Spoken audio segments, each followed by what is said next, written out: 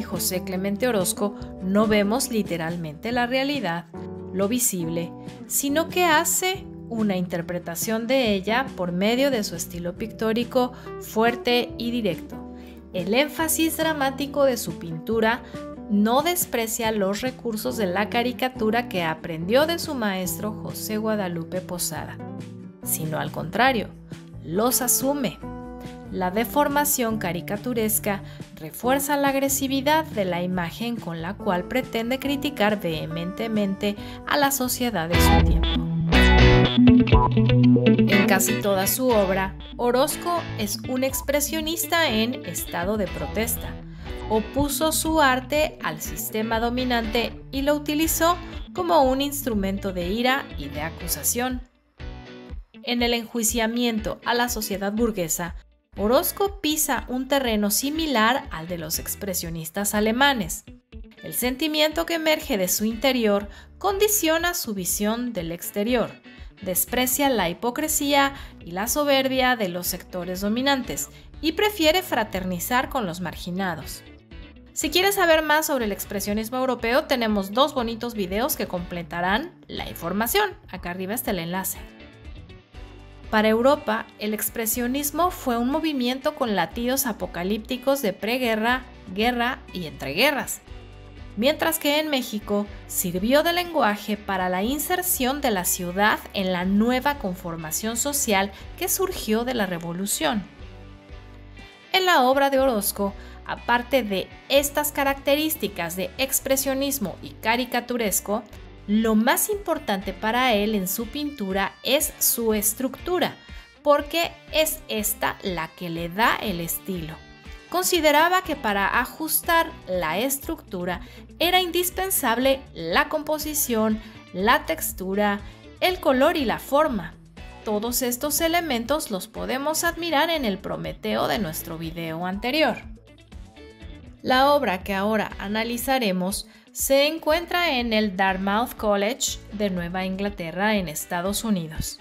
Gracias a la iniciativa de los maestros de artes y humanidades y al generoso patrocinio de John Rockefeller, sí, ese mismo el que patrocinó a Diego Rivera para que pintara el mural en Nueva York, en el Rockefeller Center, y que no tuvo un bonito final, bueno, ese mismo, y gracias a los maestros, Orozco llegó al Dartmouth College a dar una clase de fresco y se quedó cerca de 2 años terminando el mural hasta 1934. El Dartmouth College fue fundado a finales del siglo XVIII para educar a los indígenas norteamericanos. Estos fines influyeron en el concepto temático del mural de Orozco, quien concibió la obra no como una narrativa histórica en sentido secuencial, sino como una conceptualización de una idea histórica. El mural no es un llamado retórico a la liberación ni a la identidad nacionalista, sino más bien vio la dualidad de la experiencia americana con la invasión y el yugo de la cultura de un pueblo por otro.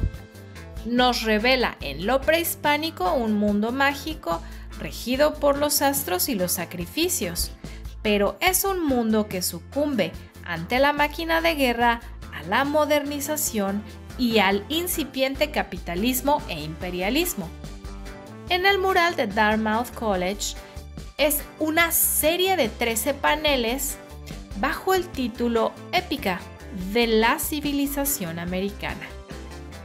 4 de estos paneles están dedicados a Quetzalcóatl como héroe cultural y profeta. Este Quetzalcóatl de Orozco es un dios luminoso. Los rasgos de su rostro son severos pero bondadosos y resplandecientes. Todos los atributos guardan una cierta semejanza con las funciones de Zeus griego y con las representaciones renacentistas del dios cristiano. Describe la llegada del dios que ordena al mundo indígena que deje de lado la codicia, la superstición y el militarismo a favor de la cultura, la civilización. La profecía de Quetzalcóatl anuncia la nueva era, la del hombre blanco, la esclavización indígena y la etapa del colonialismo español.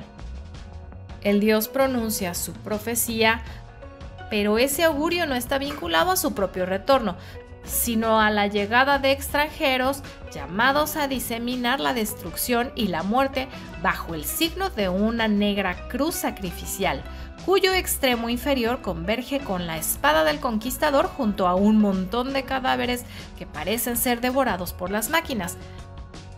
Una megamáquina militar moderna para su época, un constructivismo futurista de tubos, engranajes, planchas, ruedas y cadenas.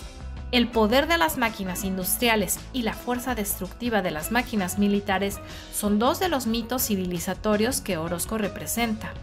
Es una prensa industrial comparable con la prensa del complejo industrial Ford que Rivera pintó en el Instituto de Artes de Detroit.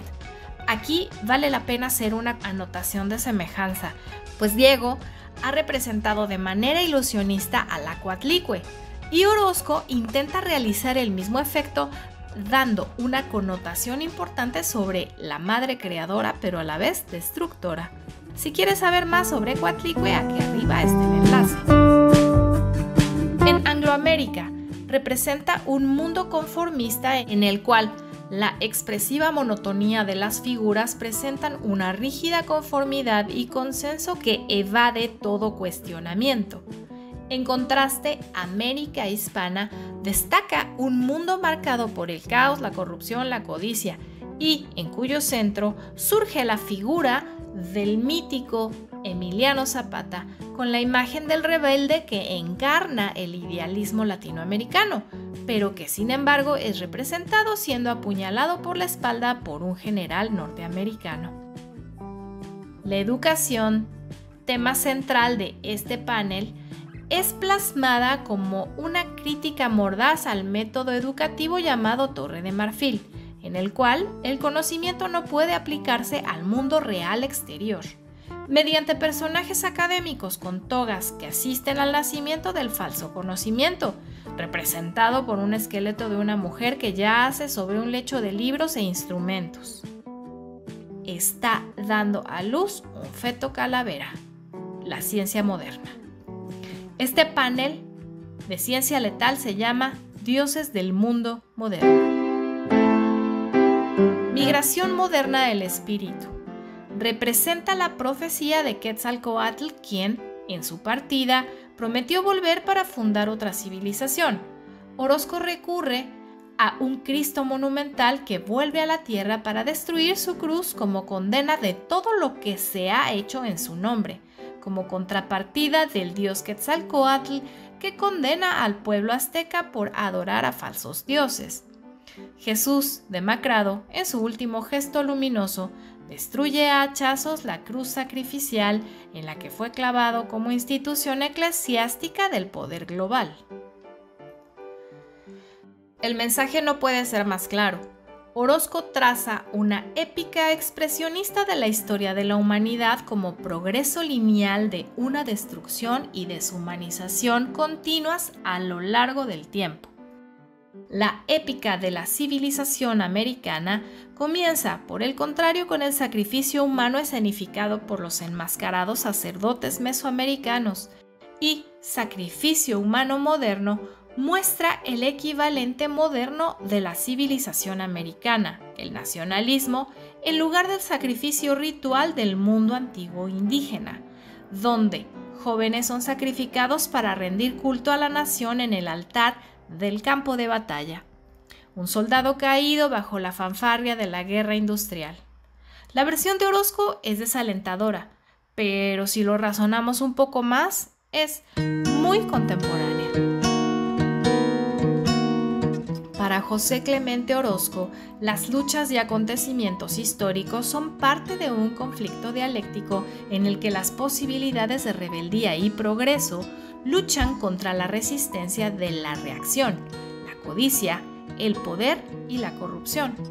La épica de la civilización americana no fue encargada por magnates de la industria para el museo de una ciudad importante, sino por un grupo de educadores para la biblioteca de un lugar de aprendizaje.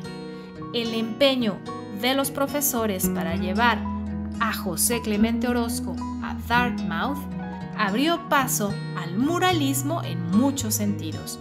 Abrió muchos caminos algunos previsibles y otros inesperados. Te recordamos como siempre que si te gustó este video y todos los demás, dejes tu like si quieres, te suscribas si quieres, compartas por favor, eso es importante para que tus amigos también conozcan sobre arte, y no dejes de ver todos los demás videos del canal de Aprendiendo Arte con la Baladora.